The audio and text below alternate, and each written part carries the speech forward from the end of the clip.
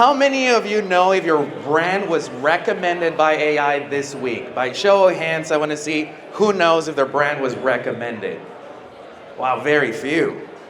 That is a little bit scary because that's exactly what we're going to talk about today. So I had this theory that I'm about to tell you, and I went out and tested it, and I wanted to see what can I do in 90 days. And the channel that I used was actually YouTube. So what can I do with YouTube content to boost share of voice? And honestly, what I found, it shocked me. It really changed what I think about SEO. And if I haven't met you before, my name is Christian Hussle. I am the Global Enablement Manager for Uberall. Nowadays, a lot of the things that I do is basically just help franchises or multi-location brands be featured and be an answer, right? Be recommended by AI. We are far away from ranking pages, ranking websites. I mean, that is gone. That's changed. If you ask me, I feel like search didn't evolve. It broke because it changed so much. Less people are clicking. AI is answering for them. AI is giving the recommendation. They're not even comparing anymore, right? The shortlist is getting smaller and smaller as we go along. And AI doesn't rank websites. It selects an answer. So this is why I wanted to really start testing this. And just as we saw the show of hands, a lot of brands are not tracking their mentions on AI. So the question is, we're all tracking keywords and rankings. Why are we not tracking mentions, right?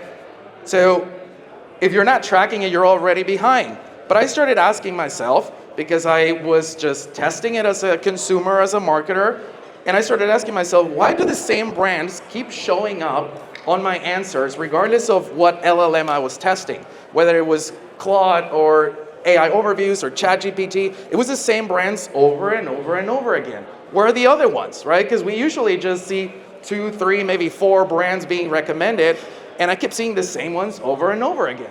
So I started to think, this is about selection, right? It's not just about recommending which is the best brand. Is about which one is AI confident enough to recommend. So I was betting that I started noticing that YouTube was a citation on those recommendations, on those answers. And then you start thinking about it, it's like, how can it be citing YouTube, right? YouTube are videos. So does that mean AI can read the transcript of a video? And that was my challenge. I started wondering, it's like, if AI can read transcripts, then I can start creating YouTube videos around this concept and see if it can help me with share of voice, right? Give us some visibility in AI. Because I could easily make videos that were conversational, structured, repeatable, and very easy to extract for AI. So this is how I tested my theory. It was in 2 phases, over 90-day period. And I was tracking ChatGPT, Gemini, and Perplexity. And with the recent launch of Uberall GEO Studio, I was able to track and measure share of voice, inclusion rate, and citation sources. So as I was testing the content and producing it, I was able to monitor what is going on, what are the changes, and make sure that this thing was either working or not, right? Because if it didn't work, I wouldn't be on stage or I would be talking about something else. But here's where it gets very cool. So phase 1 was just YouTube. We just published the videos. And they were very well structured in a way where AI could extract very easily the answer of the topic. So I structured it in a way where it was the first 30 seconds were very strategic on what I said.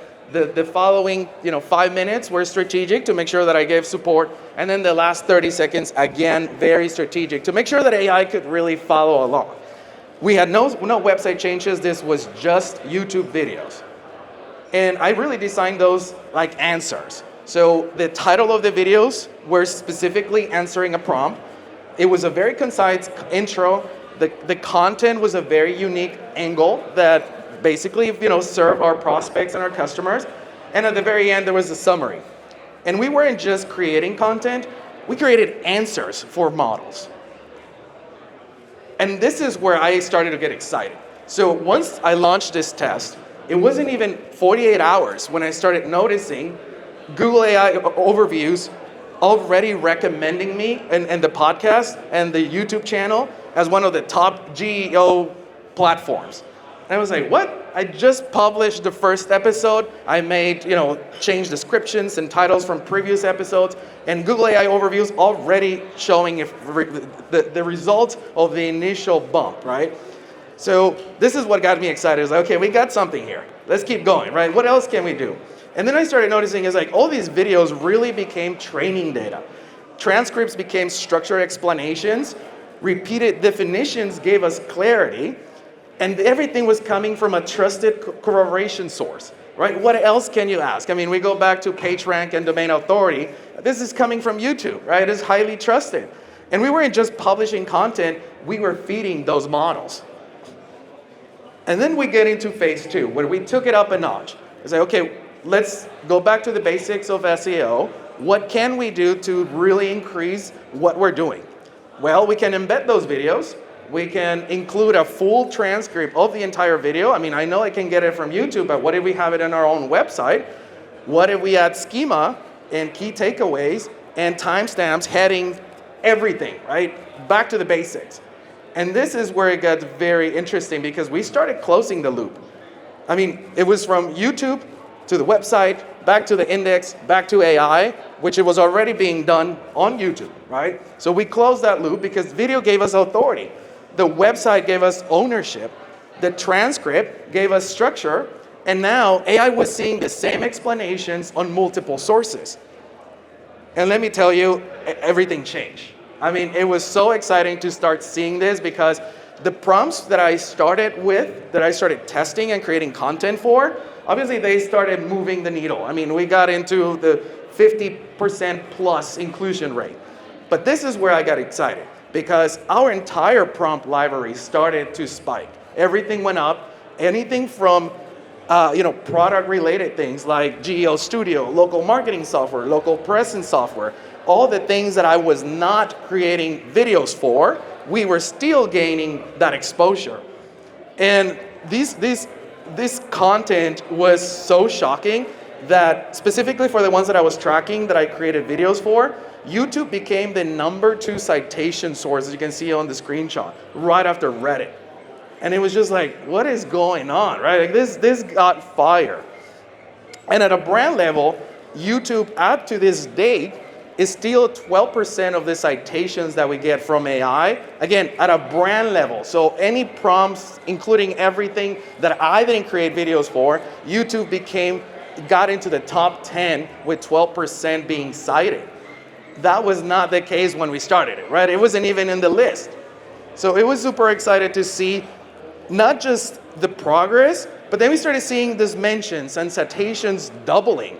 So the content-related prompts double the mentions and citations. As you can see, we went from 20% mention rate all the way to 41%. And then the citations went from 4% being cited to 8% being cited. So this was all coming from this idea, right? This experiment is like, I wish this works. I really hope it works because then I have something to talk about.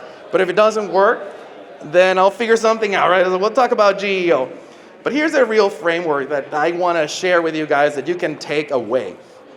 Because I think this is really what you can duplicate, right? And go test. Because AI looks for consistency, repetition, and corroboration.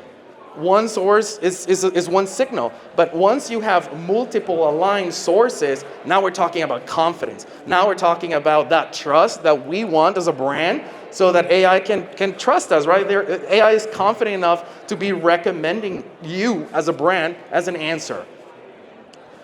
So how AI builds answers is really simple. I mean, yes, we can go into very, very difficult and technical things, but at the end of the day, it's comparing data on multiple sources and is selecting the safest answer. It does not, like I said earlier, it does not pick the best, right? It picks the one or the easiest one to explain, to be safe answering that, and that if you challenge it, it knows how to defend you. And that's our goal, right? That's what we need to be working on. And this is how you can replicate this. Yes, you can do the exact same thing I did, use YouTube, create content around prompts, around FAQs, about things about your products or services. But if you ask me, I think this applies to all content types. It just needs to be very strategic.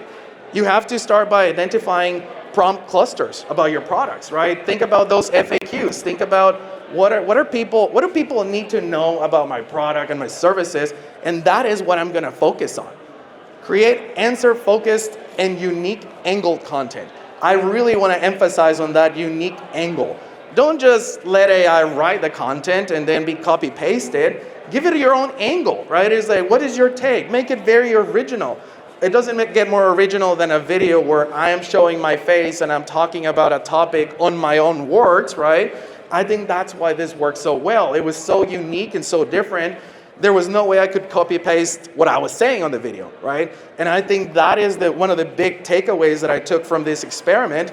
And then from there, distribute across platforms. So don't just stick to your blog. Where else can I distribute this? Or don't just stick to YouTube. I mean, cut the video into, slice the video, go, TikTok, Instagram, go everywhere. Because, you do it once, distribute it everywhere. And I think that is really how I compiled this experiment, and brings me back to what really is GEO?